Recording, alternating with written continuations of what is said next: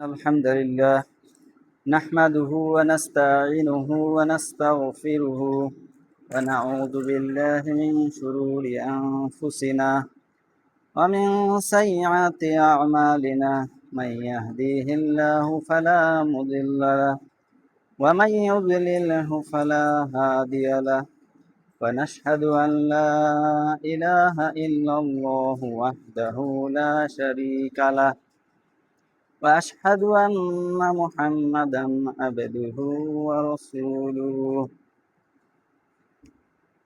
يا أيها الذين آمنوا اتقوا الله حق تقاته ولا تموتن إلا وأنتم مسلمون يا أيها الناس اتقوا ربكم الذي خلقكم من نفس واحدة وخلق منها زوجها وبث منهما رجالا كثيرا ونساء واتقوا الله الذي تساءلون به والأرحام إن الله كان عليكم رقيبا يا أيها الذين آمنوا اتقوا الله وقولوا قولا سديدا يصلح لكم أعمالكم ويغفر لكم ذنوبكم ومن يطع الله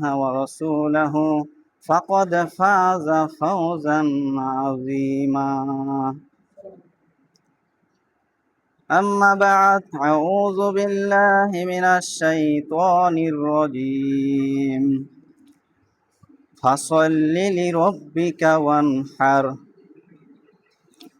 لن ينال الله لحومها ولا دماؤها ولكن يناله التقوى منكم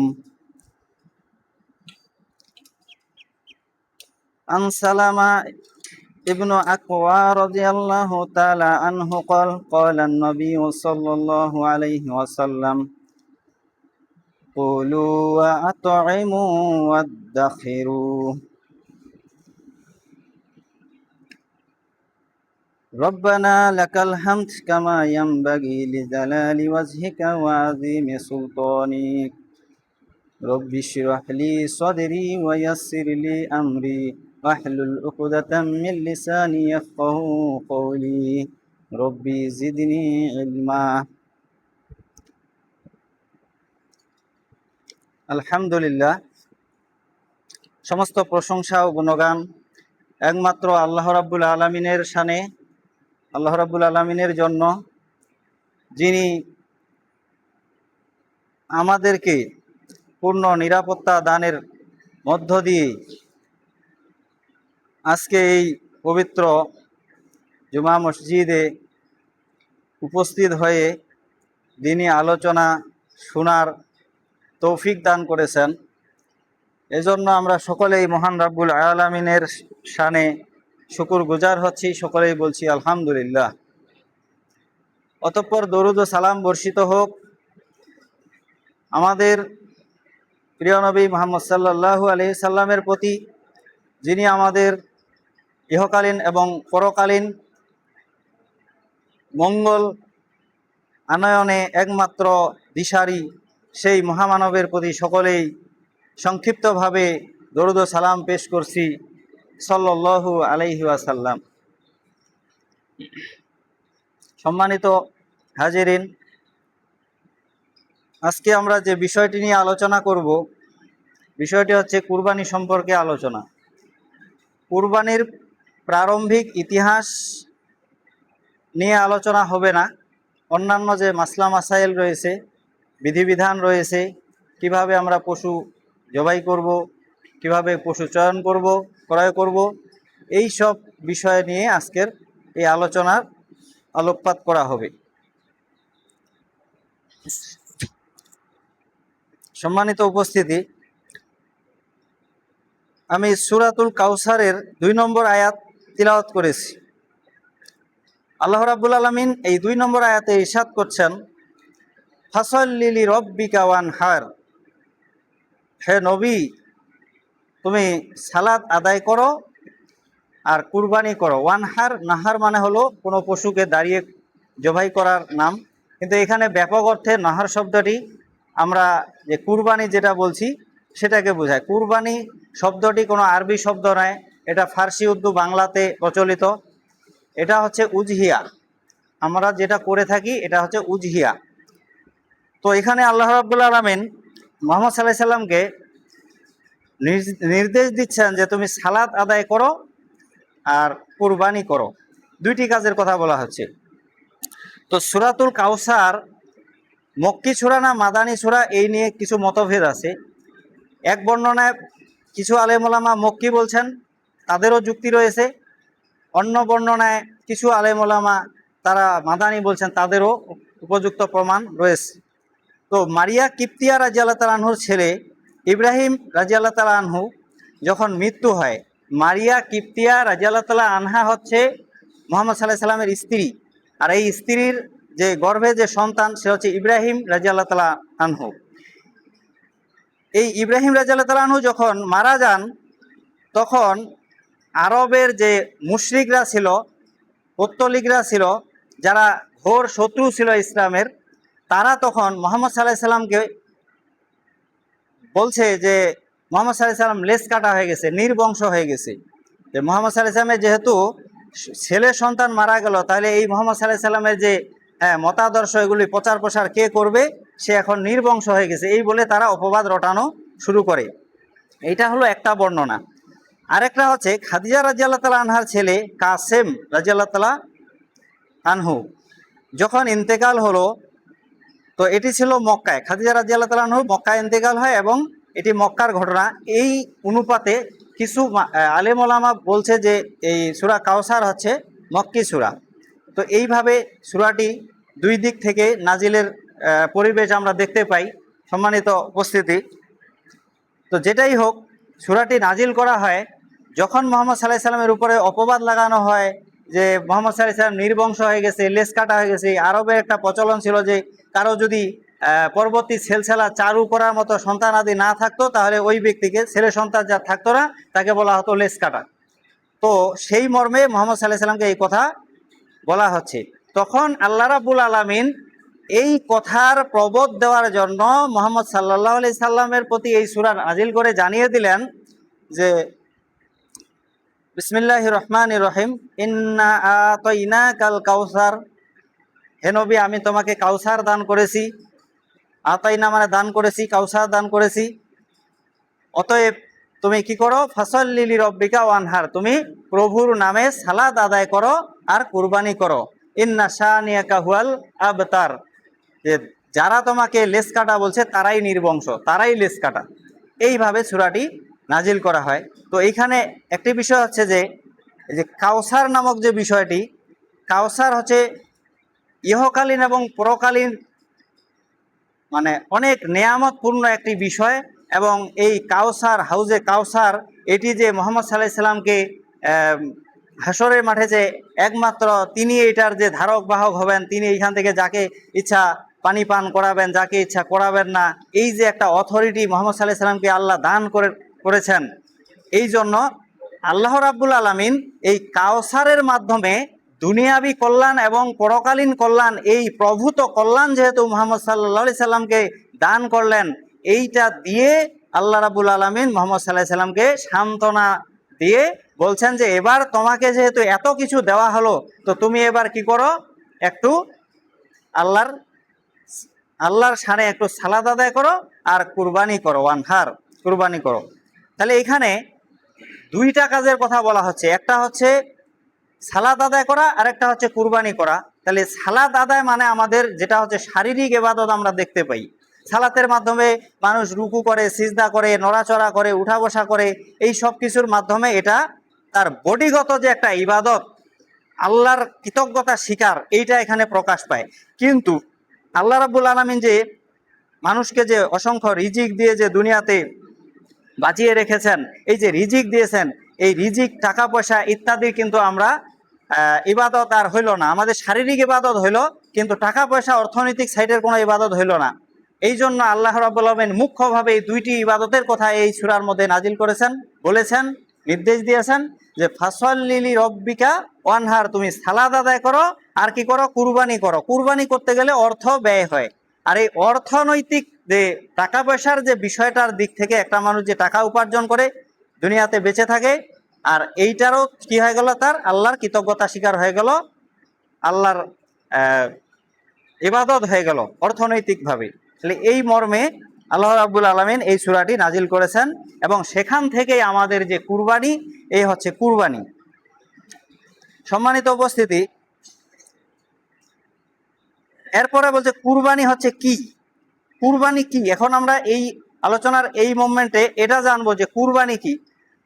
কুরবানি হচ্ছে ইবাদত। আমরা যদি সংক্ষেপে বলি যে কুরবানি কি, কুরবানি হচ্ছে ইবাদত। জায়েদ বিন আরকাম রাদিয়াল্লাহু তাআলা থেকে বর্ণিত, নবী সাল্লাল্লাহু আলাইহি সাল্লাম বলেছেন, সুন্নাতু আবিকুম ইব্রাহিম, সুন্নাতু আবিকুম ইব্রাহিম, যে কুরবানি হচ্ছে তোমাদের পিতা ইব্রাহিম। তাহলে এখান থেকে আমরা কুরবানি আরেকটা পাইলাম কি, যে ইব্রাহিম আলাইহিস সালাতু ওয়াস সালামের সুন্নাত হচ্ছে এই কুরবানি, মানে তিনি করেছিলেন, ওই সিলসিলা অনুযায়ী আমরাও করছি। এরপরে কুরবানি সম্পর্কে আল্লাহ রাব্বুল আলামিন সূরা সাফফাত আয়াত নম্বর 107-এ উল্লেখ করছেন, ওয়াফাদাইনাহু বিযাবহিন আযীম। এখানে আল্লাহ রাব্বুল আলামিন বলছেন যে ইসমাইল আলাইহিস সালামকে যখন ইব্রাহিম আলাইহিস সালাম ছুরি চালিয়ে দিলেন, কুরবানি করলেন, ঠিক ওই মুহূর্তে আল্লাহ রাব্বুল আলামিন বলছেন যে আমরা তাকে মহান কুরবানির মাধ্যমে বাঁচিয়ে নিলাম। তাহলে আল্লাহ রাব্বুল আলামিন কি করলেন, ওই ইসমাইল আলাইহিস সালামকে জবেহ না হতে দিয়ে পক্ষান্তরে একটা অন্য প্রাণী এনে, দুম্বা এনে, ওইটার উপরে ছুরিকে পারমিশন দিলেন, এবং ওইটা ছুরি কেটে দিয়ে কুরবানি হয়ে গেল। এই জন্য আল্লাহ এখানে সূরা সাফফাতের 107 নম্বর আয়াতে বলছে, ফাদাইনাহু বিযাবহিন আযীম, আমরা এক মহান কুরবানির মাধ্যমে তাকে বাঁচিয়ে নিলাম। পরবর্তী আয়াতে রয়েছে যে আমরা এভাবেই মুত্তাকিদেরকে প্রতিদান দিয়ে থাকি। তাহলে এখান থেকে আমরা বুঝতে পারলাম যে কুরবানি কোনো ছোট বিষয় নয়। যদিও কুরবানি ফরজ নয়, কিন্তু কুরবানি আমাদের মাঝে আল্লাহর নৈকট্য হাসিলের একটি বড় মাধ্যম। আমরা যত মাধ্যমে আল্লাহর নৈকট্য হাসিল করতে চাই, নৈকট্য শব্দের অর্থ হচ্ছে আল্লাহর কাছাকাছি হওয়া, আল্লাহর একেবারে ঘনিষ্ঠতম হওয়া, এটার নাম হচ্ছে নৈকট্য। তাহলে আমরা একটা পেলাম সালাতের মাধ্যমে, আরেকটা পেলাম কুরবানির মাধ্যমে আল্লাহর নৈকট্য হাসিল করতে পারবো, যদিও কুরবানি করা ফরজ নয়। ইমাম আবু হানিফা, ইমাম আউজাই, ইমাম লুইস রহমতুল্লাহ আলাই, এদের ভাষ্য মতে কুরবানি হচ্ছে ওয়াজিব। একজন মানুষ, সামর্থ্যবান মানুষের জন্য কুরবানি করা হচ্ছে ওয়াজিব। ইমাম শাফি রহমতুল্লাহ আলাই এবং ইমাম আহমদ রহমতুল্লাহ আলাই, এদের মতে কুরবানি হচ্ছে সুন্নাতে মুআক্কাদা বা সুন্নাত। তাহলে আমরা দুই দিক থেকে দুইটা মত পাইলাম যে কুরবানির আসলে হুকুমটা কি, যে এটা কি ফরজ, সুন্নত না ওয়াজিব। তাহলে আমরা বিশেষ করে যারা কোরআন এবং সুন্নায় সহিভাবে চলার চেষ্টা করে, এই টাইপের যে আলেম ওলামা রয়েছে, তারা এটিকে সুন্নতে মুআক্কাদাই বলেছেন। কেননা সুন্নতে মুআক্কাদা বলার পিছনে তাদের যুক্তি রয়েছে, দলিল রয়েছে। হযরত আবু বকর রাদিয়াল্লাহু তাআলা আনহু এবং ওমর রাদিয়াল্লাহু তাআলা আনহুর মতো জান্নাতের সুসংবাদ প্রাপ্ত সাহাবী, তারা মাঝে মধ্যে কুরবানি দিতেন না, সামর্থ্য থাকার পরেও কুরবানি দিতেন না। কারণ তারা কুরবানি যদি প্রতি বছরই করে, তাহলে তাদের যে প্রতিবেশীরা রয়েছে, আশপাশ যে মানুষজন রয়েছে, তারা মনে করবে যে কুরবানি মনে হয় ফরজ, এই জন্য তো তারা প্রত্যেক বছর কুরবানি করে। কিন্তু তারা সেটি করেননি মানুষকে বোঝানোর জন্য যে আসলে এটি ফরজ নয়, এটা যদি কেউ নাও করে তাও তার কি হবে না, গুনাহ হবে না। কিন্তু কেউ যদি আল্লাহর নৈকট্য লাভ করতে চায়, তাহলে অবশ্যই যেন সে কি করে, কুরবানি করে। তাহলে কুরবানি সম্পর্কে আমরা এতটুকু বুঝলাম যে কুরবানি আসলে কি। একটা জিনিস পাইলাম যে কুরবানি হচ্ছে ইবাদত, আরেকটা জিনিস পাইলাম যে কুরবানি হচ্ছে আমাদের পিতা ইব্রাহিম আলাইহিস সালামের সুন্নত, আর আরেকটা জিনিস পাইলাম যে কুরবানি হচ্ছে একটা মহান কুরবানি, এটাকে মহান বলা হচ্ছে। তিনটা জিনিস হচ্ছে। এরপরে কুরবানি হচ্ছে আল্লাহর আনুগত্য, তাকওয়া, ত্যাগ, আত্মসমর্পণের বাস্তব শিক্ষা। তাহলে কুরবানির মাধ্যমে আল্লাহর আনুগত্য প্রকাশ পায়, আমি যে আল্লাহর আনুগত্য করি, আল্লাহর বিধান মেনে চলি, এটার একটা বাস্তব শিক্ষা, বাস্তব প্রমাণ হচ্ছে এই কুরবানি। তারপর হচ্ছে তাকওয়া। আমি যে তাকওয়াবান, আমার মধ্যে যে তাকওয়া আছে, এটা আমি কেমনে বুঝবো? তাহলে আমি যদি কুরবানি করি তাহলে আমার তাকওয়া এখানে প্রকাশ পায়, বহিঃপ্রকাশ হয় যে হ্যাঁ, লোকটা তাকওয়া আছে, এই তো সে কুরবানির জন্য পাগল পারা হয়ে গেছে, সে পশু চয়ন করতেছে, সে যথানিয়মে কুরবানি দিচ্ছে ইত্যাদি। তাহলে এখানে আমরা পেলাম তাকওয়া। তাকওয়া আসলে আমরা তাকওয়া বলতে শুধু বুঝি আল্লাহ ভীতি, বিষয়টি এমন নয়। তাকওয়া মানে শুধু আল্লাহ ভীতি নয়, তাকওয়া মানে হচ্ছে আল্লাহর আদেশ মেনে চলা এবং নিষেধগুলি বর্জন করা, এর নাম হচ্ছে তাকওয়া। তাকওয়ার আরেক অর্থ আমরা করতে পারি যে তাকওয়া মানে হচ্ছে আল্লাহর অভিশাপ থেকে বাঁচার চেষ্টা করা, আল্লাহর গজব আযাব থেকে বাঁচার চেষ্টা করা। আল্লাহর যে জাহান্নাম সৃষ্টি করেছেন, এই জাহান্নাম থেকে আমরা কিভাবে বাঁচবো, নিজেকে বাঁচানো। তাকওয়া মানে নিজেকে রক্ষা করা। তাহলে আমরা নিজেকে রক্ষা করব কিভাবে? আল্লাহর আদেশ আর নিষেধ পালনের মধ্য দিয়ে। তাহলে এর নাম হচ্ছে তাকওয়া। তাহলে এখানে আমরা ইবাদতের মাধ্যমে একটা আনুগত্য প্রকাশ করলাম, এরপরে আমরা তাকওয়া প্রকাশ করলাম।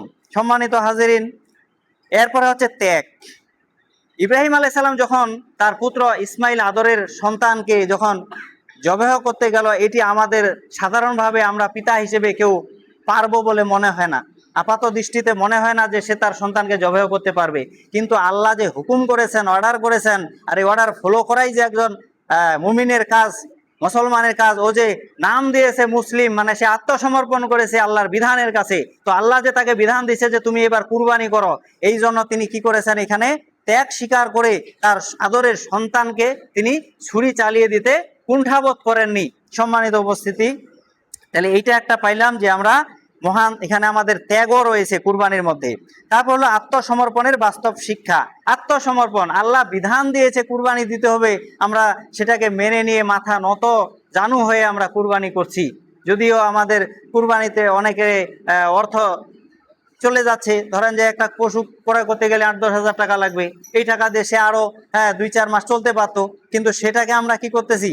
আত্মসমর্পণ করে ত্যাগ তিতিক্ষা দিয়ে আমরা আল্লাহর বিধানটাকে অটুট রাখার জন্য, নিজের মধ্যে ধারণ করার জন্য আমরা বাস্তবায়ন করছি। তাহলে এই একটা বিষয় পাওয়া গেল যে কুরবানি আসলে আল্লাহর নৈকট্য, তারপর আল্লাহর আনুগত্য, তাকওয়া, ত্যাগ, আত্মসমর্পণের বাস্তব শিক্ষা। এটি শুধু পশু জবাই এর নাম নয়। তাহলে কুরবানি শুধু পশু জবাইয়ের নাম নয়, পশু জবাই তো এটা একটা প্রক্রিয়া, এর পাশাপাশি আমরা এই যে বিষয়গুলো, এগুলো সব আমাদের মধ্যে সেটেল হয়ে যায় এটা কুরবানি করার মাধ্যমে। অথচ আমরা বিষয়টিকে যদিও তুচ্ছ মনে করি, কিন্তু বিষয়টি এমন নয়। বিষয়টি আল্লাহ বলছে মহান কুরবানি।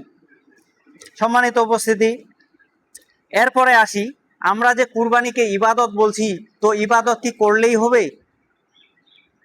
ইবাদত আরো 10 জন করছে, আমিও তাদের মতো করছি, তাহলে কি এটা ইবাদত হবে?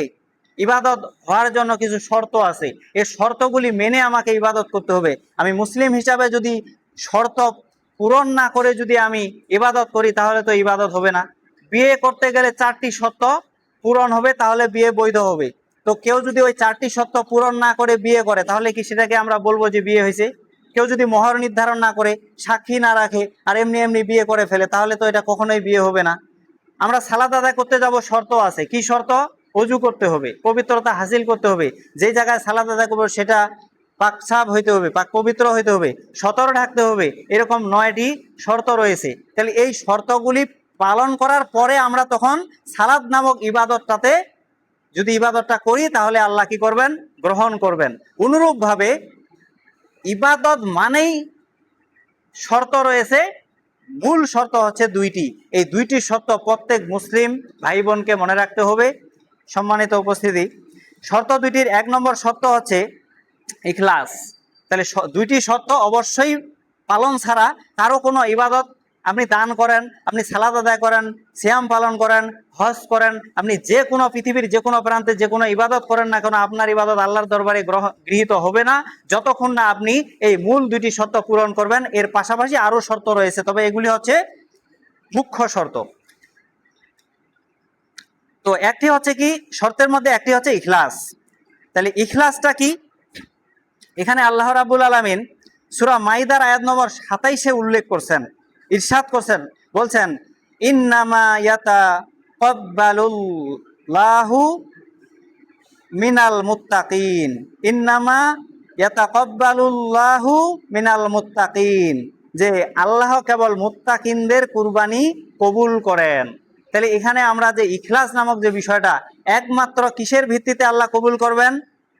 মুত্তাকিনদের, যারা মুত্তাকি হয়েছে, যারা ইখলাসের সাথে কোনো ইবাদত করেছে, এমন ইবাদত আল্লাহ কবুল করবেন মর্মে আল্লাহ রাব্বুল আলামিন সূরা মাইদার 27 নম্বর আয়াতে উল্লেখ করেছেন। এরপরে 2 নম্বর শর্ত হচ্ছে আল্লাহ ও তদীয় রাসূলের নির্দেশিত বিধিবিধান অনুযায়ী হতে হবে। আপনি যে ইবাদতটি করবেন সেই ইবাদতটি অবশ্যই আল্লাহ এবং তার রাসূলের নীতি বিধিবিধান অনুযায়ী হতে হবে। আপনি আপনার নিয়মে কোনো ইবাদত করলে সেই ইবাদত কবুল হবে না। এখানে আল্লাহ রাব্বুল আলামিন সূরা কাহাফের 110 নম্বর আয়াতে উল্লেখ করছেন যে ফামান কানা ইয়ারজু লিকা রাব্বিহি ফালইআমাল আমালান সলিহান ওয়ালা ইউশরিক বিইবাদাতি রাব্বিহি আহাদা, যে যে ব্যক্তি আল্লাহর সাক্ষাৎ কামনা করে, যে আল্লাহর কাছাকাছি আমি হব, আল্লাহর সম্মুখে আমি দণ্ডায়মান হব, দাঁড়াবো, আল্লাহর কাছে যাব, সাক্ষাতের কামনা করে, আশা রাখে যে আমি আল্লাহকে দেখব, সেই ব্যক্তি যেন কি করে? আমালাং সলিহাও, মানে সৎ আমল করে। সে যে আমলটা করবে এটা সৎ আমল হইতে হবে। সৎ আমল কখন হবে? যখন আপনি মুহাম্মদ সাল্লাল্লাহু আলাইহি ওয়াসাল্লামের দেওয়া নীতিতে আপনি কোনো ইবাদত করবেন, তখন সেটি সৎ হবে। আর কি করতে হবে? ইউশরিক বিইবাদাতি রাব্বিহি আহাদা, এবং একমাত্র আল্লাহর উদ্দেশ্যেই ইবাদত হতে হবে, আর আল্লাহর সাথে আর কোনো কিছুকে শরীক করা যাবে না। আপনি যদি আপনার ইবাদতের মধ্যে শিরক ঢুকিয়ে দেন, তাহলে আপনার এই ইবাদত বরবাদ, এটি আল্লাহর দরবারে গৃহীত হবে না। সম্মানিত উপস্থিতি, তাহলে এখানে আমরা যে কোনো ইবাদতের আমরা দুটি মৌলিক শর্ত পাইলাম। একটি হচ্ছে ইখলাস, মানে ইখলাস মানে হচ্ছে নির্ভেজাল, মানে কোনো ভেজালযুক্ত কোনো ইবাদত নয়, খালেসভাবে একটা ইবাদত করতে হবে একমাত্র আল্লাহর উদ্দেশ্যে।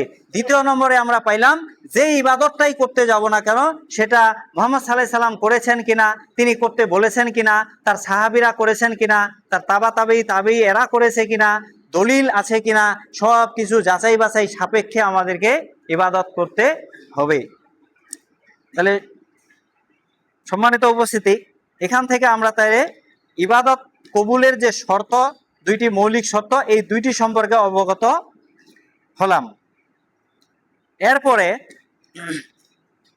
3 নম্বর পয়েন্টে রয়েছে কুরবানির পশু নির্বাচন। আমরা তো এখন ইবাদত আমরা বুঝে গেলাম যে আমরা ইবাদতটা কিভাবে করব, যে মুহাম্মদ সাল্লাল্লাহু আলাইহি ওয়াসাল্লাম যেভাবে বললেন ঠিক সেভাবে করব। তাহলে তিনি তো পশু নির্বাচনের ক্ষেত্রেও, তো পশু চয়নের ক্ষেত্রেও তিনি নীতিমালা দিয়েছেন। তাহলে ওই নীতিতে আমাদেরকে পশু ক্রয় করতে হবে। আমরা নিজেদের মতো মন গড়া পশু ক্রয় করলে সেটি গৃহীত হবে না। তো আল্লাহ রাসূল সাল্লাল্লাহু আলাইহি সাল্লাম 4 প্রকার ত্রুটিযুক্ত পশু দ্বারা কুরবানি সিদ্ধ হয় না নিষেধ করেছেন। এই ধরনের পশু যেন আমরা ক্রয় না করি। 4 প্রকার। তার মধ্যে 1 নম্বর হচ্ছে এক চোখে স্পষ্ট অন্ধত্ব। এখানে এক চোখের কথা উল্লেখ করার কারণ হলো, দুইটা চোখ হলে তো হবেই না, কমপক্ষে একটাও যদি অন্ধ হয়ে যায়, দুইটি চোখ আছে একটি পশুর, এই দুইটির মধ্যে একটি যদি অন্ধত্ব চলে আসে, তাহলে ওটি বাতিল, ওই পশু দিয়ে আর কুরবানি করা যাবে না, ওটি মুহাম্মদ সাল্লাল্লাহু আলাইহি সাল্লাম ক্রয় করতে নিষেধ করেছেন। তাহলে এক চোখে স্পষ্ট অন্ধত্ব। এখানে একটি প্রশ্ন থেকে যায়, সেটি হচ্ছে কোনো গরুর চোখ এমন হতে পারে যে তার চোখটা সাদা দেখা যাচ্ছে, কিন্তু গরুটা দেখতে পাচ্ছে, চোখটা দেখতে সাদা, মনে হচ্ছে ছানি পড়ে গেছে বা অন্য কোনো সমস্যা, কিন্তু সেটা দেখতে পাচ্ছে। তাহলে যদি ওই চোখ দেখতে পায়, তাহলে সেইটা দিয়ে কুরবানি সিদ্ধ হবে, তবে মাকরু হতে পারে, মাকরু হবে, একেবারে উত্তম হলো না। আরেকটা বিষয় হলো, যদি স্পষ্ট, এখানে বলছে স্পষ্ট অন্ধত্ব লাগবে, তাহলে পশুর চোখ একেবারে স্পষ্ট হওয়া লাগবে। যদি অন্ধত্বের কোনো ধারে কাছে যায়, তাহলে ওই পশু বাতিল। এটি হলো 1 নম্বর। আমরা পশু ক্রয়ের ক্ষেত্রে 1 নম্বর পয়েন্ট মনে রাখবো, যে এক চোখ অন্ধ হইলেও চলবে না। 2 নম্বর পয়েন্টে স্পষ্ট ব্যাধি। কোনো পশুর যদি রোগ যদি প্রকাশ পায়, ভিতরে রোগ আছে এটা আমরা জানি না, তার ভিতরে কি কি সমস্যা এটা দেখা যায় না বাহ্যিকভাবে, তাহলে সেই পশুটার কথা এখানে বলা হয়নি। এখানে বলা হচ্ছে স্পষ্ট রোগে রোগা এমন পশু। ধরেন যে কোনো পশুর চামড়ায় ক্ষত হয়ে গেছে, যেমন আমাদের প্রচলিত আছে যে রোগটা, যে লাম্পি উঠে গেছে, তাহলে এই পশু দিয়ে আর কুরবানি হবে না। কেন হবে না? সেটার চামড়ায় ক্ষত হয়ে গেছে, এটা দেখা যাচ্ছে, এই রোগটা দৃশ্যমান। এই চামড়ায় ক্ষত হওয়ার কারণে এখানকার যে চর্বি রয়েছে, এই চর্বি নষ্ট হয়ে গেছে। এই জন্য হ্যাঁ, এই রোগের চিহ্ন প্রকাশিত হওয়া এবং চর্মরোগ, চর্বি ও মাংস নষ্ট হয়ে গেছে, এই জন্য এই পশু কুরবানির যোগ্য নয়। এরপরে এখানে আরেকটা কথা হচ্ছে যে গর্ভধারণ। কোনো গাভী ক্রয় করার সময় আপনি জানেন না যে এটা গর্ভ আছে, এখানে ভিতরে বাচ্চা আছে, আপনি ক্রয় করেছেন, তাহলে এটা কিন্তু তার কি নয়, রোগ নয়। গর্ভধারণ কোনো রোগ নয়, কিন্তু এটা একটা অসুস্থতা, ওই পশুর জন্য অসুস্থতা। তাহলে এখানে এখন বিধানটা কি হবে? সম্মানিত উপস্থিতি, যদি আপনি না জেনে গর্ভধারণ করা পশু যদি ক্রয় করেন, তাহলে এই পশু আপনার কুরবানি দিবেন এবং কুরবানি দেওয়ার পরে যে বাচ্চা হবে, এই বাচ্চা যদি মরা অবস্থায় পাওয়া যায় তাহলে সেটা ওই অবস্থায় হালাল হবে। যদি বাচ্চা জীবিত থাকে তাহলে জীবিত অবস্থায় সেটা জবাই করতে হবে। এটা একটা। আরেকটা বিষয় হলো যে গর্ভধারণ যেহেতু অসুস্থতা, আপনি জেনে শুনে কখনোই এইরকম পশু চয়ন করা যাবে না, কারণ সেটা একটা অসুস্থতা অবস্থায় রয়েছে। যদিও গর্ভধারণটা রোগ নয়, তার একটা অসুস্থতা, এই জন্য এই অবস্থায় এই পশুকে ক্রয় করা যাবে না। কিন্তু যদি অজান্তে হয়ে যায় তাহলে সেটা দিয়েই কুরবানি করবেন এবং পশুটা সহ জায়েজ হবে। বিষয়টি এমন। তাহলে গর্ভধারণের ক্ষেত্রে আমরা একটু সজাগ থাকব এবং আমরা সব সময় আল্লাহ রাব্বুল আলামিন যেহেতু উত্তমটি বলেছেন, তাহলে আমরা উত্তমটি দেওয়ার চেষ্টা করব ইনশাআল্লাহ। আল্লাহ যেন সবাইকে সেই তৌফিক দান করেন, আমিন। এরপরে হচ্ছে স্পষ্ট খঞ্জতা। এখানে আরেকটি কথা হচ্ছে, গর্ভধারণের ক্ষেত্রে আরেকটি বিষয় আছে যে আপনি গরু ক্রয় করার পরে দেখা গেছে যে আপনি কুরবানির নিয়তে গরু ক্রয় করছেন 5-6 মাস আগে, এরপরে দেখা গেছে এটার বাছুর হলো, বাছুর হওয়ার পরে এটা দুধ দিচ্ছে। এখন এই দুধ খেতে পারবেন কিনা, কুরবানি তো দেরি আছে, তাহলে কুরবানি যখন আসবে তখন এই বাছুরকেও কিন্তু কুরবানি দিতে হবে। আমি যেটি একটু আগে বললাম, মানে পরিস্থিতিটা এমন ভাবে আসবে আর কি। আপনি মনে করছেন যে কোনো লোক কি এমন বোকা আছে যে হ্যাঁ এই গর্ভধারণ করা গাভী ক্রয় করবে, কিন্তু এটা হচ্ছে পরিস্থিতিটা এমন যে আপনি 5-6 মাস আগে ক্রয় করেছেন কিন্তু জানেন না যে এটা গর্ভধারণ করা আছে। এরপরে হলো কি এটার বাছুর হলো, তারপরে এটা দুধ দিচ্ছে, তাহলে এই দুধ আপনি খেতে পারবেন কখন, কোন শর্তে খেতে পারবেন? যদি বাছুরের কোনো ক্ষতির আশঙ্কা না থাকে। বাছুরে দুধ পায় না আর আপনি দৈনিক দুধ 3 কেজি টেনে নিচ্ছেন, তাহলে এটা আপনার জন্য খাওয়া সমীচীন হবে না, এটা খেতে পারবেন না। যদি বাছুরের ক্ষতির আশঙ্কা না থাকে তাহলে আপনি এই দুধ দহন করে খান, কোনো আপত্তি নেই। আর এই যখন এটা কুরবানির সময় হয়ে যাবে তখন আপনাকে এই বাছুর সহ কুরবানি দিতে হবে। এরপরে হলো স্পষ্ট খঞ্জতা। খঞ্জতা মানে হলো ধরেন যে পা কাটা, ঠিক আছে, তারপরে হলো কোনো কিছু কেটে যাওয়া, খরা, সেটা মনে করো যে পঙ্গুতা, তারপর যে হাঁটার সময় খোঁড়ায় খোঁড়ায় হাঁটে, এমন এটাকে স্পষ্টভাবে যদি এটা পরিলক্ষিত হয় তাহলে আমরা এই পশু মোহাম্মদ সাল্লাল্লাহু আলাইহি সাল্লাম ক্রয় করতে নিষেধ করেছেন। তাহলে একটা গেল একচোখ অন্ধত্ব, স্পষ্ট ব্যাধি, সেটা চামড়ার ব্যাধি হোক বা অন্য কোনো রোগ, বড় ধরনের হোক, অ্যানথ্রাক্স হোক আর যাই হোক। এরপরে হচ্ছে 4 নম্বরে হচ্ছে অন্তিম বার্ধক্য। অন্তিম বার্ধক্য কি? যেই পশু এমন বয়সে চলে গেছে, গরু সাধারণত 20-25 বছর বাঁচে, তো একেবারে শেষের দিকের বয়সে চলে গেছে, তার অস্থি মজ্জা যা আছে সব একবারে হাড্ডি সার হয়ে গেছে, সব কিছু ভিতরে একেবারে কঙ্কাল সার হয়ে গেছে, এমন পশু হেঁটে যে ওই যেখানে আপনি জবাই করবেন এই জায়গা পর্যন্ত যেতে পারে না, এমন রোগা দুর্বল এই টাইপের পশু আল্লাহ রাসূল কুরবানির জন্য চয়ন করতে নিষেধ করেছেন। যার চর্বি মজ্জা নষ্ট ও শুষ্ক হওয়া, যেটা ভিতরে সব শুকায় গেছে, খাওয়ার উপযোগী নেই, এমন পশু কুরবানির জন্য নির্ধারণ করেনি। আপনি অন্যভাবে জবাই করে গোশত খেতে পারেন, কোনো আপত্তি নেই। তাহলে সম্মানিত হাজিরিন, আমরা এই অংশে কুরবানির পশু নির্বাচনের ক্ষেত্রে আমরা এই 4টি জিনিস ফলো করে কুরবানির পশু নির্বাচন করব। এক চোখ যদি অন্ধ হয় তাহলে এটা বাতিল, স্পষ্ট ব্যাধি বা রোগ, স্পষ্ট খঞ্জতা বা কোনো খরায় হাঁটা বা কোনো পা কাটা ইত্যাদি, আর অন্তিম বার্ধক্য, এমন পশু আমরা কখনোই চয়ন করব না। এরপরে হচ্ছে যেসব ত্রুটির কারণে কুরবানি সিদ্ধ কিন্তু মাকরু হবে। আপনার এমন কিছু ত্রুটি আছে যেই ত্রুটিগুলি থাকলে আপনার কুরবানি যদি ওই অবস্থায় করেন তাহলে কুরবানি বাতিল হবে না, কুরবানি আপনার আল্লাহর দরবারে গৃহীত হবে, টিকবে, সিদ্ধ, বৈধ, জায়েজ, কিন্তু কুরবানিটি মাকরু হবে, একটু অপছন্দনীয় হবে। তাহলে কি কি কারণ থাকলে এগুলি হবে? 1 নম্বর হচ্ছে কান কাটা ও শিং ভাঙা। যদি শিং ভেঙে যায় একটা, কান একটা কাটা পড়ছে এমন হয়, তাহলে এই পশু হচ্ছে কুরবানি করা মাকরু হবে, কিন্তু কুরবানি সিদ্ধ হবে, কুরবানি হয়ে যাবে ইনশাল্লাহ। তারপরে হচ্ছে লেজ কাটা। তাহলে কোনো পশু যদি লেজ কাটা থাকে তাহলে এটা দিয়ে কুরবানি হবে। তবে আপনি যদি ভালো পশু পান, বর্তমানে তো এমন অবস্থা যে এটার কোনো অভাব নাই, আপনি ওটা না দিয়ে আরো ভালোটা দিলেন। এরপরে হলো 3 নম্বর হলো কান চিরা বা ফাটা। কান চিরা বা ফাটা, সামনের দিক হোক, পিছনের দিক হোক, দৈর্ঘ্যে হোক, প্রস্থে হোক, যে কোনো ভাবে হোক, তাহলে এরকম পশু কুরবানি সিদ্ধ কিন্তু মাকরু। এরপর হচ্ছে লিঙ্গ কাটা। যদি কোনো পশুর লিঙ্গ কাটা থাকে তাহলে এই পশু দ্বারা কুরবানি করা কি মাকরু হবে। এখানে আরেকটা প্রশ্ন থেকে যায় যে লিঙ্গ কাটা তো বুঝলাম, কিন্তু মুষ্ক কাটা হলে সেটা মাকরু হয় না। মুষ্ক মানে হচ্ছে অন্ধকোষ। এটা যদি কেটে, যেমন আমরা খাসি ছাগলের বিচি বের করে দিই, এইটা যখন আমরা বের করে দিই তখন এই খাসির গোস্তটা সুস্বাদু হয় এবং সে অনেক মোটা তাজা হয়, হ্যাঁ, মাংস বৎসল হয়। যার কারণে আমাদের এই আল্লাহ রাসূল সাল্লাল্লাহু আলাইহি সাল্লামের স্পষ্ট হাদিস রয়েছে যে তিনি খাসির যে ছাগলের যে বিচি খুলে ফেলা যে খাসি, এটি দিয়ে কি করেছেন, কুরবানি করেছেন। অতএব এটি কোনো এই মাকরুর আওতায় পড়বে না। তবে লিঙ্গ কাটা যদি থাকে তাহলে সেটি দিয়ে কুরবানি করা মাকরু হবে। এরপরে হচ্ছে দাঁত ভাঙা ও চামড়ার কোনো অংশে অগভীর কানা বা চিরা। তাহলে দাঁত ভাঙা, কোনো পশুর দাঁত ভেঙে গেছে এমন পশু, এবং চামড়ার কোনো অংশে অগভীর মানে সামান্য একটু কানা হয়ে গেছে বা চিরা আছে, দাগ আছে এরকম, তাহলে এমন পশু দিয়ে কুরবানি আপনার সিদ্ধ হবে, কিন্তু কুরবানিটা কি হবে, মাকরু হবে। সম্মানিত উপস্থিতি, তাহলে এই একটা গেল যে যেসব ত্রুটির কারণে কুরবানি সিদ্ধ হয় কিন্তু মাকরু, আমরা ইতিমধ্যে জানতে পারলাম। এরপরে হচ্ছে কুরবানির পশুর বৈধ মালিকানা ও কুরবানি ক্রয়ের পর জবান দিয়ে নির্দিষ্টকরণ। আপনার কুরবানির পশুর আপনি যে মালিক হবেন, কুরবানি দাতা হবেন, এই জন্য আপনার বৈধ মালিকানা লাগবে। তাহলে বৈধ মালিকানাটা কেমন? আমরা তো বৈধ, আমরা যে কুরবানির পশু ক্রয় করি আমরা তো ঠিকই আছে বৈধ। ধরেন যে একটা উদাহরণ দিয়ে বুঝাই, ধরেন যে একটা গরু আপনার আছে, এই গরুটা আধির গরু, আরেকজন মালিক আছে। এখন ওই মালিক, আপনি যে এই গরু দিয়ে কুরবানি করবেন, বা আপনার বোন ওইটাতে টাকা দিয়েছিল ক্রয়ের সময়, তো সেও মালিক আপনিও মালিক, এখন আপনি এটা দিয়ে কুরবানি করতে চাচ্ছেন, কিন্তু আপনার বোনকে টাকাও দেননি, আর ওই বিষয়ে কোনো আলোচনাও করেননি, আর আপনার বোন এটাতে রাজিও থাকবে না।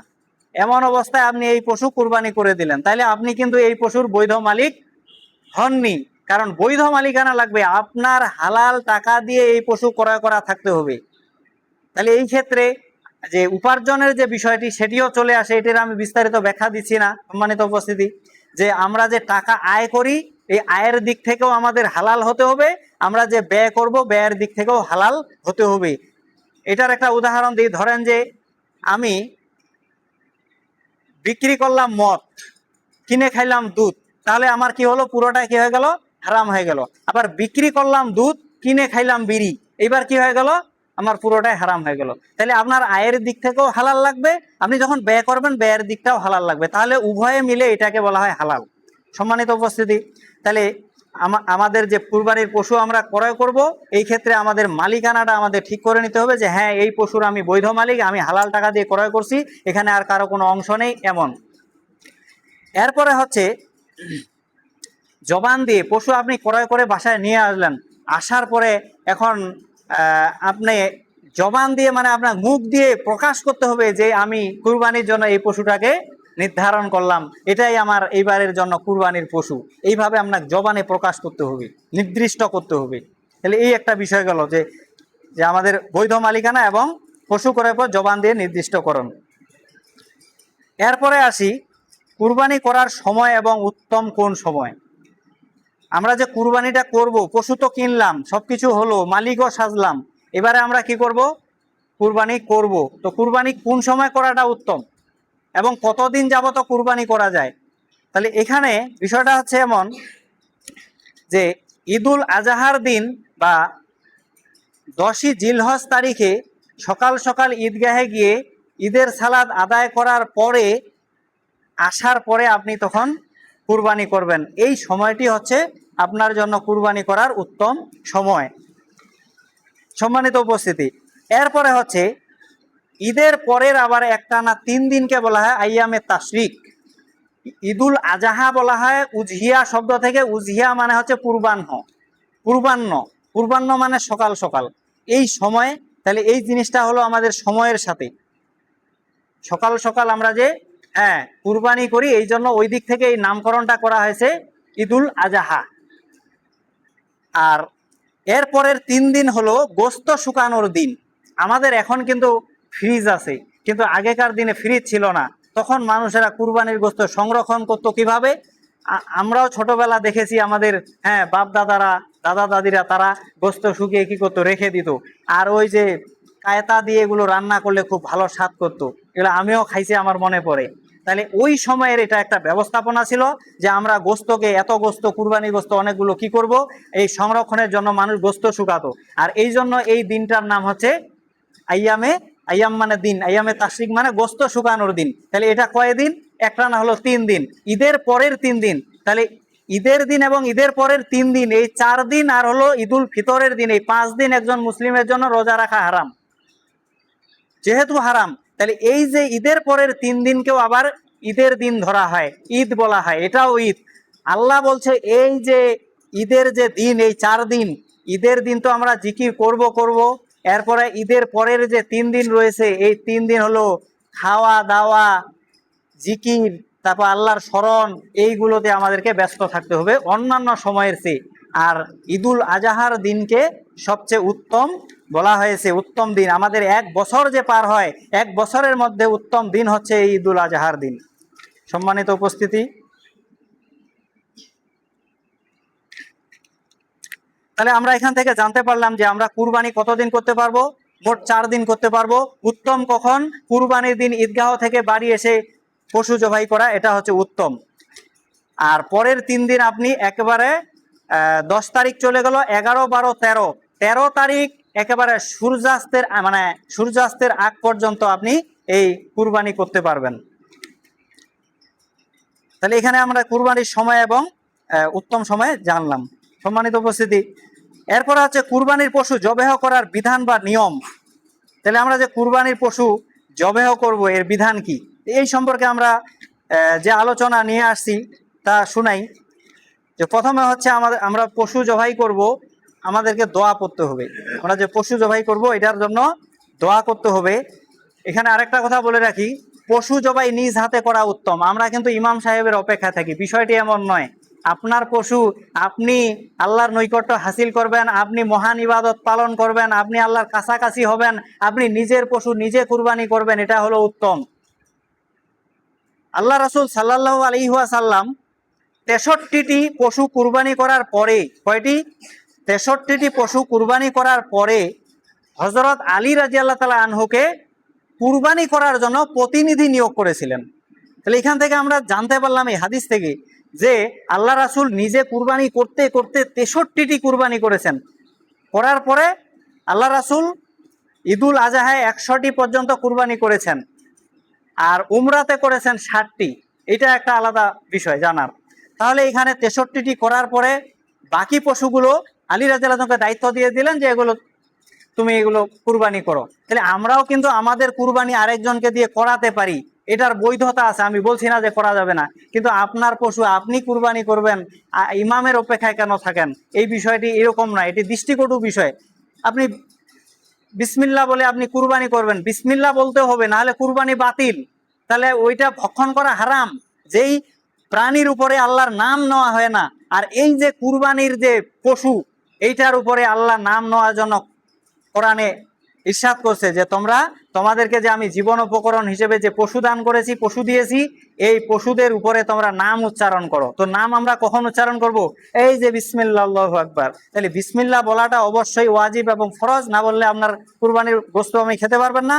আর 2 নম্বর পয়েন্টে হলো আল্লাহু আকবার, এটা বলা মুস্তাহাব। এই যে আমরা পরে যে আল্লাহর তাকবীর দেই, আল্লাহু আকবার, বিসমিল্লাহি আল্লাহু আকবার ছুরি চালিয়ে দিলাম, তাহলে বিসমিল্লাহটা মুখ্য আর এটা হচ্ছে গৌণ। তাহলে মিলাই আমরা বললাম বিসমিল্লাহ আল্লাহু আকবার। এরপরে আর কি বলবেন?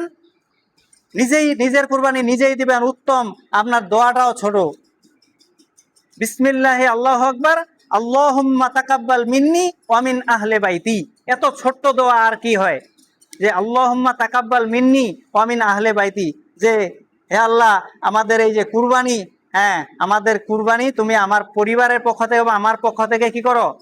কবুল করে নাও। কত সুন্দর দোয়া, এই দোয়া বলে আমরা কুরবানি করে দিব। কিন্তু যদি কেউ এমন হয় যে কোনো জায়গায় গেছে আর বলতেছে ভাই কুরবানি করে দেন, আপনি এখন আরেকজনের পশু কুরবানি করে দিচ্ছেন, তাহলে ওই ব্যক্তির নাম এখানে বলবেন যে আল্লাহুম্মা তাকাব্বাল, আল্লাহুম্মা তাকাব্বাল মিন বা মিন্নি বলার পরে ওই যে ব্যক্তির নাম স্মরণ করে ওয়ামিন আহলে বাইতি, এই এতটুকুই কৌশল অবলম্বন করতে হবে। এগুলো হচ্ছে জানার বিষয়, আপনারা অন্য সময় জেনে নেবেন যে কিভাবে কিভাবে দোয়া বলতে হয় ইত্যাদি। তাহলে এই একটা বিষয় দোয়া। তাহলে কুরবানি পশু জবাই করার প্রথম কাজ হলো দোয়া করেই কুরবানি করতে হবে। যদি বিসমিল্লাহ বলার পরে ছুরি ধার দিতে দিতে বা ইত্যাদি দৌড়াদৌড়ি করে দেরি হয়ে যায়, তাহলে আবার বিসমিল্লাহ বলতে হবে। আর যদি দেরি না হয়, যে আপনি বিসমিল্লাহ বলছেন, আপনি এখন কুরবানি করবেন, কোনো কারণে আবার ছুরিটা ধার একটু চেক করে দেখলেন যে হ্যাঁ কেমন, তাহলে আবার একটু পরে একটু ধার দিয়ে জবাই করলেন, তাহলে এটা বৈধ হবে, সমস্যা নেই। এই একটা বিষয়। এরপর হলো ধারালো অস্ত্র দিয়ে আপনাকে কুরবানির পশু জবাই করতে হবে। কোনো ক্রমে আপনি ওই ভোতা অস্ত্র দিয়ে আপনি কুরবানির পশু জবাই করতে পারবেন না। এবং এই ক্ষেত্রে দুইটা জিনিসের উল্লেখ আছে হাদিসের মধ্যে, যে দুইটি জিনিস হচ্ছে, একটা হচ্ছে নখ। মানুষ নখ দিয়েও পশু জবাই করে, মুরগির নখ দিয়ে দিয়ে দিল, জবাই হয়ে গেল, এমনও মানুষ আছে পৃথিবীতে, এই জন্য এগুলো উল্লেখ করা আছে। নখ এবং হাড়, হাড়েও কিন্তু ধার আছে দেখবেন। তাহলে হাড় এবং নখ এই দুইটা জিনিস দিয়ে একেবারে নিষেধ করা আছে যে জবাই করা যাবে না বা কোনো রক্ত প্রবাহিত করানো যাবে না। তাহলে আপনাকে ছুরি অবশ্যই ভালোভাবে ধার দিয়ে নিতে হবে। এরপরে যে কাজটা, সেটা হচ্ছে পশুর প্রতি আপনাকে ইহসান করতে হবে। ইহসান কি জিনিস? আপনি পশুটাকে যে জবাই করবেন তার প্রতি সদয় হয়ে জবাই করবেন। ঢিপঢাপ করে ফেলে আপনি একবারে পার করে দিলেন, এমনটি করা যাবে না। তাকে সম্মানের সাথে, তাকে স্বাভাবিক গতিতে তাকে নামিয়ে তারপরে আপনার কুরবানি করতে হবে। তাহলে এটি একটা বিষয় হলো ইহসান। তারপর হলো প্রাণ গেছে নিশ্চিত হওয়ার পরে ছিলানো।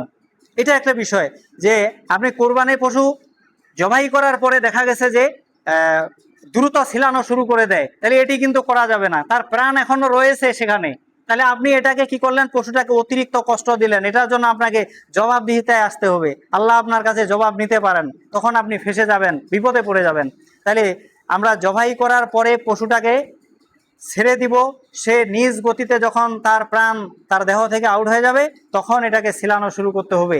যদি আপনি দেখেন, আপনি এখন মনে করছেন যে পশু আমার এখন মৃত, এরপরে আপনি কি করছেন, ওটাকে ছিলানো শুরু করছেন, এরপরে পশু আবার নড়ে উঠছে, আবার আপনাকে অফ করতে হবে, আবার সময় দিতে হবে। যখন প্রাণ একবারে নিশ্চিত চলে গেছে, এরপরে আপনি সেটাকে ছিলানো শুরু করবেন। এই একটি বিষয়।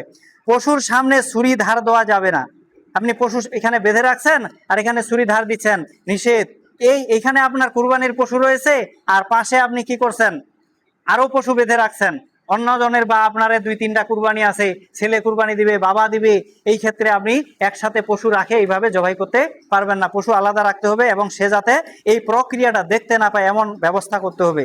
সম্মানিত উপস্থিতি, এরপরে যে বিষয়টি আমাদের অনেক দুঃখজনক, সেটি হচ্ছে পশু জবাই করার পরে যারা ইমাম সাহেবরা রয়েছেন এবং অন্যান্য যারা লোক, যারা কসাইয়ের কাজ করেন, যারা ছাগল গরু প্রতিনিয়ত জবাই করেন, তারা একটা কাজ করেন, যখনই জবাই করে দিল তখনই সাথে সাথে সে ওই ছুরি দিয়ে একটা এখানে ঘুল দিয়ে দিল, একটা গুঁতো মারে দিল, যেটার কারণে কি হয়ে গেল, তার স্পাইনাল কর্ড যে রয়েছে, এখানে ভিতরে যে একটা পাকস্থলী সমেত একটা যে মোটা যে একটা তারের মতো জিনিস রয়েছে, যেটাকে নাম হচ্ছে স্পাইনাল কর্ড, এই কর্ডে গিয়ে আঘাত করলো। যখনই আঘাত করলো, আমরা যখন জবাই করি তখন এখানে মেসেজ দেয়, ব্রেন বারবার হার্টে মেসেজ পাঠায় যে আমার রক্ত নাই, রক্ত পাঠাও, রক্ত পাঠাও।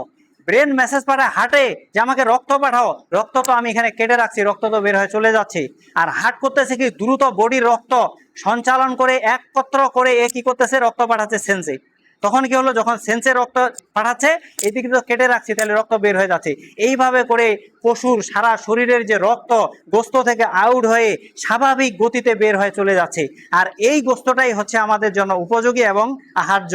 আর যদি রক্তটা ভিতরে থেকে যায়, তাহলে কি হবে, এই গোস্ত যদি সিদ্ধ ভালোভাবে করা না হয়, তাহলে দেহের বডিগত বিশাল রোগ হবে, বিশাল ক্ষতি হবে। এগুলো হচ্ছে সায়েন্স প্রমাণ করে দেখছি। তাহলে আমরা এই জন্য এখানে সতর্ক থাকবো, আমরা ছুরি দিয়ে আঘাত করব না। 4টি জিনিস না কাটা হলে কুরবানি শুদ্ধ জবেহ হবে না। তাহলে শুদ্ধ জবেহ হইতে গেলে কয়টি জিনিস লাগবে? 4টি জিনিস লাগবে। কি কি লাগবে? প্রথমত আপনার শ্বাসনালী কাটা যাইতে হবে। শ্বাসনালী যেটা দিয়ে শ্বাস প্রশ্বাস গ্রহণ করে, এই নালী কাটতে হবে, এটা 1। 2 নম্বর হলো খাদ্য নালী কাটা যাইতে হবে, এটা হলো 2। 3 নম্বর, 2 পাশে 2টা শিরা রয়েছে, মোটা শিরা, এই যে আমাদেরও আছে, মানুষেরও আছে, এই যে দেখেন এই শিরা দুইটা কাটা যেতে হবে। তাহলে মোট এই 4টি জিনিস যখন কাটা যাবে তখন এইটাকে বলা হচ্ছে শুদ্ধ জবেহ। আর যখন আপনি জবেহ করে 4টি জিনিস কেটে দিয়ে চুপ করে থাকলেন, তখন পশু অটোমেটিক এই যে পা খুব এদিক সেদিক করতেছে, হ্যাঁ পা ঝটকাচ্ছে, আপনি মনে করতেছেন হারে খুব কষ্ট পাচ্ছে, একটা গুঁতো মারে দিই। এই গুঁতো মারে দিলেন মানে সে হার্ট অ্যাটাক হলো। হার্ট অ্যাটাক হলো মানে সে এই যে মেসেজ আর দিতে পারতেছে না, সে মেসেজ দেওয়ার প্রক্রিয়া বন্ধ হয়ে গেছে। এখন হার্ট যে রক্ত পাঠাবে, হার্ট তো কোনো কিছু কমান্ডে পায়নি। একটা জিনিস যদি আপনি যদি আপনার ছেলেকে যদি না বলেন যে বাবা যা বাজার যায় 1 কেজি চাল নিয়ে আয়, ও কি যাবে নাকি? এমনি যাবে? তো সেন যখন মেসেজ পাঠায় হার্টে, তখন না হার্ট রক্ত পাঠাবে। তো মেসেজ না পাঠাইলে রক্ত কেমনে পাঠাবে? তার মানে কি রক্ত থেকেই যাচ্ছে। আর এই গোস্ত খাওয়া তো সায়েন্স তো প্রমাণ করে দেখছে আমাদের জন্য ক্ষতি। তাহলে সম্মানিত উপস্থিতি, তাহলে এই বিষয়গুলো আমাদের খেয়াল রাখতে হবে। তাহলে 4টি জিনিস অবশ্যই আমরা কেটে দেওয়ার পরে চুপ থাকবো। যখন অটোমেটিক্যালি পশু স্বাভাবিক গতিতে কষ্ট না পেয়ে সে মারা যাবে, তারপরে আমরা এটাকে অন্যান্য যে কাজগুলো আছে এগুলো করব। এই একটি বিষয় গেল জবেহ করার বিধিবিধান। এরপরে কুরবানির গোস্ত বন্টন বিষয় রয়েছে। তার আগে একটা কথা এখানে ছাড়া পড়ছে, সেটা বলে নিই যে আমরা যে কুরবানির পশু ক্রয় করব, তো কি কি পশু ক্রয় করব, এটাও তো একটা বিষয় আছে। পশু তো অনেক আছে, হরিণ আছে, তারপর হলো আরো অন্যান্য প্রাণীগুলি আছে। তো এই ক্ষেত্রে আল্লাহ রাব্বুল আলামিন কোরআন মাজিদে বলছে, সূরা সূরা হজ্জের মধ্যে আছে যে বাহিমাতুল আনাম, মানে প্রাণীগুলো লাগবে চতুষ্পদ জন্তু। তো চতুষ্পদ জন্তু হতে হবে। চতুষ্পদ জন্তু কোনগুলো? যেগুলো 4 পাওয়ালা। কুরবানির জন্য নির্দিষ্ট করা পশু হচ্ছে উট, সবচেয়ে উত্তম কুরবানি হচ্ছে উট, তারপরে গরু। তাহলে উট, গরু, এরপরে ছাগল আর মেষ, এই 4টির বর্ণনা। উট, গরু, ছাগল, মেষ। এবার উট, তারপরে ওটা আলাদা চলে গেল। এরপরে আসলো কি? গরু। গরুর সাদৃশ্য হলো মহিষ, তাহলে এখানে চলে গেল। এরপর হলো ছাগল, তারপর হলো মেষ, মেষের সাদৃশ্য হলো দুম্মা। তাহলে মেষ আর দুম্মা একটা, ছাগল একটা, 2টা, তারপর গরু মহিষ একটা, 3টা, উট একটা, 4টা। এই 4 প্রকার প্রাণী দিয়ে আমাদের কি করতে হবে? কুরবানি আপনার করতে হবে। আপনার নর পশু কুরবানি করা বেশি উত্তম। হ্যাঁ, যেটা নারী পশুর চেয়ে, মাদি পশুর চেয়ে। তাহলে মাদা পশু কুরবানি করতে হবে, এটা বেশি উত্তম মাদির চেয়ে। কালো রঙের পশুর চেয়ে ধূসর রঙের পশু জবাই করা বেশি উত্তম। তাহলে আমরা উত্তমের বিষয়টাও জানলাম। সাথে সাথে আরেকটা উত্তমের বিষয় জেনে নিই সম্মানিত উপস্থিতি। সেটি হচ্ছে আমাদের ঈদ হচ্ছে ঈদুল ফিতর আর ঈদুল আজহা, এই 2টি ঈদ আমাদের। তাহলে এই 2টি ঈদের মধ্যে কোন ঈদটি উত্তম?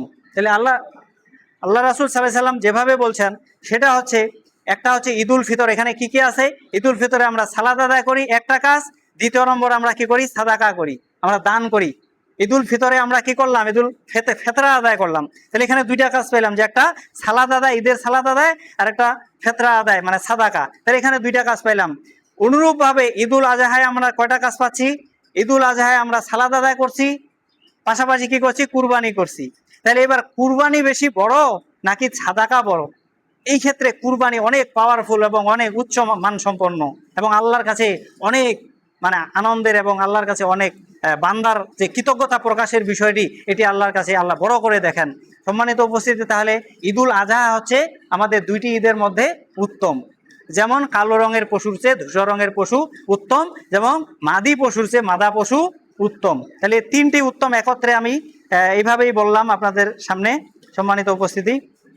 এরপর হলো কুরবানির গোস্ত বন্টন। এটি একটি গুরুত্বপূর্ণ বিষয়, যে আমরা গোস্ত বন্টন কেমনে করব। সূরা আল হজ্জের আয়াত নম্বর 28-এ আল্লাহ তাআলা বলছেন যে ফাকুলু মিনহা ওয়া আতইমুল বায়েসাল ফাকির, আতইমুল বায়েসাল ফাকির বলতেছে, এখানে বলতেছে ফাকুলু, তোমরা খাও, মিনহা, উহা থেকে। এই যে কুরবানি করলাম, এটা থেকে আমাদেরকে কি বললো? যে কুরবানি করলো সে খাবে, তার পরিবারকে খাওয়াবে।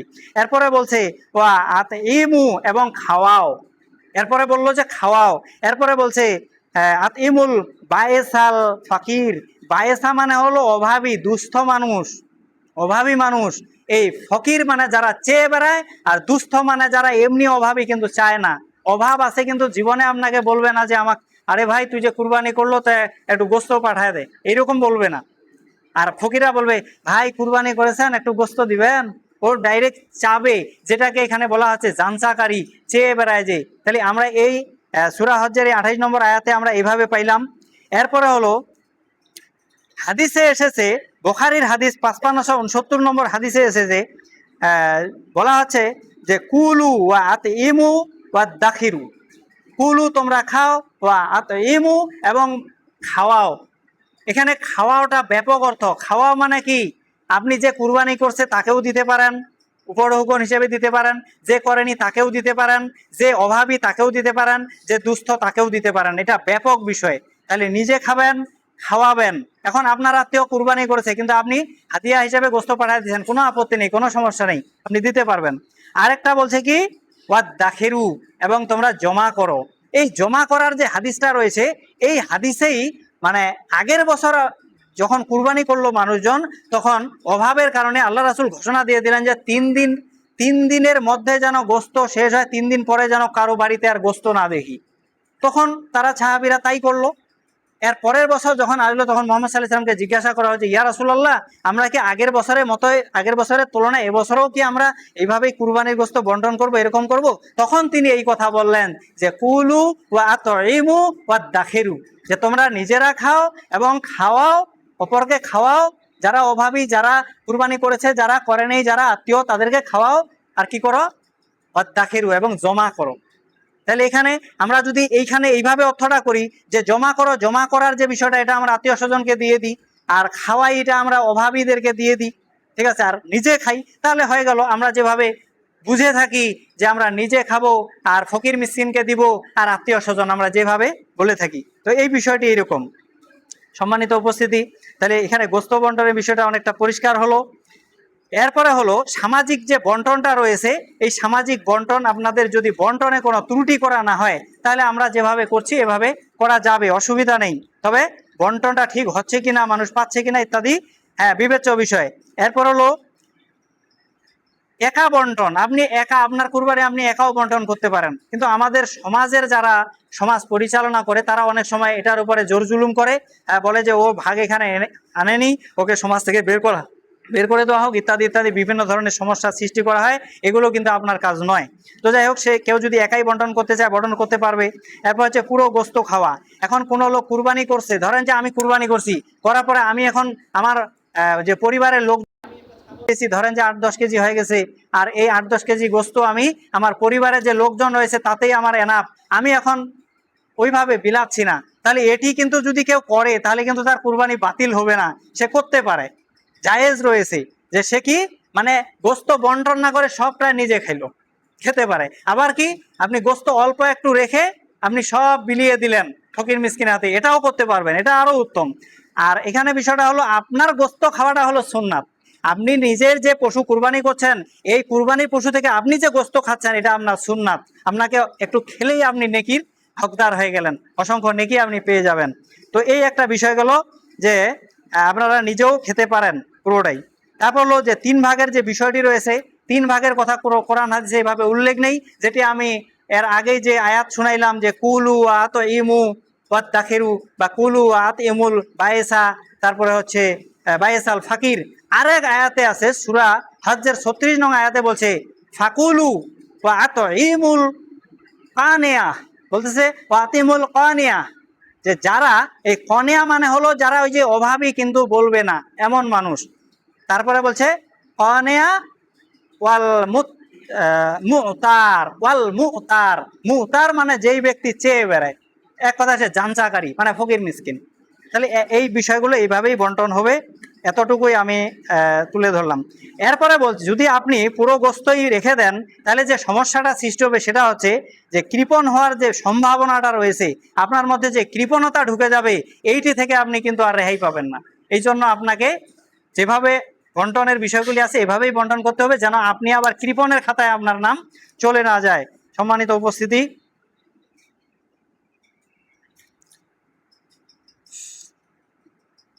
আরো অনেক কথা, মৃত ব্যক্তির শুধু পয়েন্টটা বলে আমি শেষ করছি। যে মৃত ব্যক্তির নামে কুরবানি, এটি একটি মুখ্য বিষয়। অনেকেই ভাবেন যে আমার তো আত্মীয় মারা গেছে, আমি তাহলে কি করব, ওর নামে কুরবানি করব। তো এই বিষয়টি হচ্ছে তিন রকম। একটা হচ্ছে মৃতের ওসিয়তের কুরবানি, এটি জায়েজ। মৃত ব্যক্তি যে মারা গেছে সে বলে গেছিল যে আমার নামে যেন কুরবানি দেওয়া হয়, সামনের বছর যে কুরবানি, আমি যদি হঠাৎ মারা যাই আমার নামে যেন কুরবানি দেওয়া হয়, তাহলে এই বিষয়ে ওসিয়ত করা থাকলে আপনাকে কুরবানি দিতে হবে। কেন কুরবানি আপনি দিবেন? ওসিয়তের বাস্তবায়নের জন্য। এরপরে হচ্ছে 2 নম্বর হচ্ছে নিজের কুরবানির সাথে মৃত ব্যক্তিকে সামিল করলে বা সোয়াব দানের জন্য আপনি কি করতে পারেন? কুরবানি করতে পারেন। আপনি কুরবানি করছেন আর এখানে আপনার মৃত বাবা মা আছে, সামিল করে নিলেন, তাহলে এই ক্ষেত্রে আপনি নিতে পারেন। এটি সর্বসম্মত ক্রমে জায়েজ এবং এটিতে কারো কোনো দ্বিমত নেই, কোনো আলেম ওলামা, পীর মাসায় কারো কোনো দ্বিমত নেই। এটি একটি বিষয়। 3 নম্বর হচ্ছে পৃথকভাবে মৃত ব্যক্তির নামে কুরবানি সুন্নতের খেলাফ। কুরবানি জায়েজ, তাহলে পৃথকভাবে যদি আপনি শুধু একক যে আমি এই মৃতের জন্য আমি এই কুরবানি দিচ্ছি, একটা ছাগল কিনছি, তাহলে এটি মানে দিতে পারেন, আল্লাহ কবুল করতে পারে, তবে এটি সুন্নাহ নয়, এটি আল্লাহর রসুলের দেওয়া কোনো বিধিবিধান নয়, এমনটি নয়। তিনি 10 বছর কুরবানি করেছিলেন কিন্তু কোনোদিন তিনি এইভাবে কি করেননি, কুরবানি করেননি। আমার এখানে আরো অসংখ্য পয়েন্ট রয়েছে, কিন্তু সময় স্বল্পতার কারণে আমি এগুলো উল্লেখ করতে পারছি না। সম্মানিত উপস্থিতি, তো আমাদেরকে এই যতটুকু আমরা শুনলাম, এটা যেন আমাদেরকে এইভাবেই কুরবানির পশু চয়ন থেকে শুরু করে আল্লাহর নৈকট্য হাসিল করার তৌফিক দান করেন। আল্লাহুম্মা আমিন। আল্লাহুম্মা সাল্লি আলাইহি।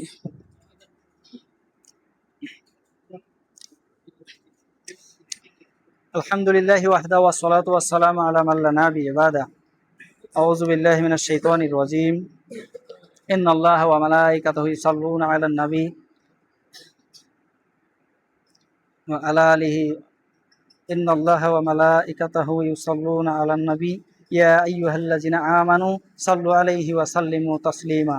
আল্লাহুম্মা সাল্লি আলা মুহাম্মাদিন ওয়া আলা আলি মুহাম্মাদ কামা সাল্লাইতা আলা ইব্রাহিম ওয়া আলা আলি ইব্রাহিম ইন্নাকা হামিদুম মাজিদ। আল্লাহুম্মা বারিক আলা মুহাম্মাদিন ওয়া আলা আলি মুহাম্মাদ কামা বারাকতা আলা ইব্রাহিম ওয়া আলা আলি ইব্রাহিম ইন্নাকা হামিদুম মাজিদ। রব্বিরহামহুমা কামা রাব্বায়ানি সগীরা, রব্বিরহামহুমা কামা রাব্বায়ানি সগীরা। আজবিল বাস রব্বান নাস ওয়াশফি আনতা শাফি লা শিফা ইল্লা শিফাউকা শিফাআন লা ইউগাদিরু সাকামা। রব্বানা হাব লানা মিন আজওয়াজিনা যুররিয়াতিনা কুররাতা আইয়ুন ওয়াজআলনা লিল মুত্তাকিনা ইমামা। রব্বি হাবলি মিনাস সলিহিন। আল্লাহ রাব্বুল আলামিন